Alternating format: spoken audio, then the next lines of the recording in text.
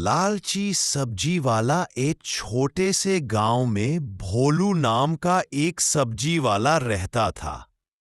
भोलू मेहनती था, लेकिन उसमें एक बड़ी खराबी थी। वह बहुत लालची था।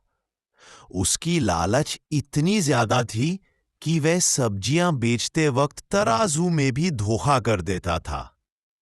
हर सुबह वह अपनी ठेली लेकर चौराहे पर बैठ जाता और सबसे तेज आवाज लगाता, ताजी सब्जियां ले लो, गांव की सबसे सस्ती, सबसे अच्छी सब्जियां। लेकिन असलियत यह थी कि सब्जियां देखने में ताजी लगती थीं, पर अंदर से कई बार सड़ी होती थी। और भाव भाव सुनकर तो लोग खुश हो जाते, लेकिन जब तौलता तो आधा किलो की जगह 300 ग्राम ही निकलता था। एक दिन गांव में नई ग्राहक आई। गांव में एक दिन श्यामा काकी आई। वह बड़ी चतुर और अनुभव वाली महिला थी।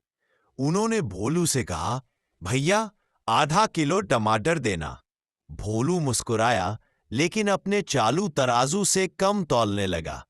श्यामा काकी समझ गईं, पर कुछ नहीं बोली। उन्होंने सब्जी लेते हुए कहा, भोलू, कल मैं ताजा दूध लेकर आऊंगी, तुमसे बदले में सब्जी ले लूंगी। तुम भी तराजू नहीं देखना, मैं भरोसे से दूंगी। भोलू अंदर ही अंदर मुस्कुराया। अरे वाह, दूध तो महंगा होता है। अगर उसने कम दिया तो भी मुझे फायदा ही होगा। अगले दिन का खेल।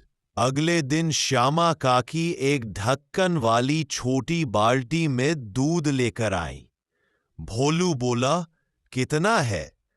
काकी बोली, बस आधा किलो सब्जी जितना दूध है।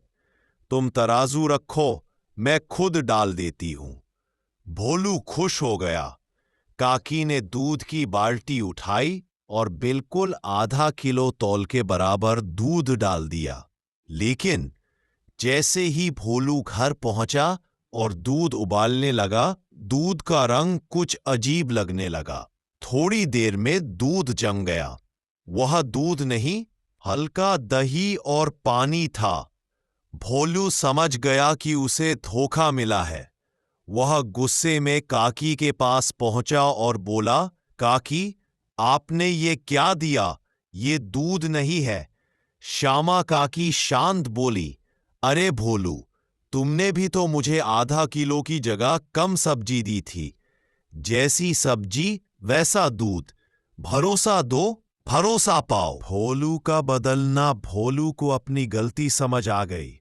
उसने काकी के पैरों छुए और बोला, काकी, आज से मैं कभी किसी को नहीं धोखूंगा। सही तौल, सही सब्जियां, सही दाम।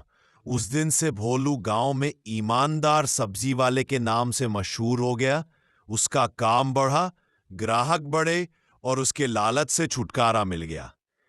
कहानी का संदेश, लालच हमेशा नुकसान देता है, लेकिन ईमानदारी हमेशा फायदा कराती है। वीडियो अच्छा लगे तो लाइक और सब्सक्राइब कीजिएगा और शेयर कीजिएगा। ऐसे हिंदी कार्टून।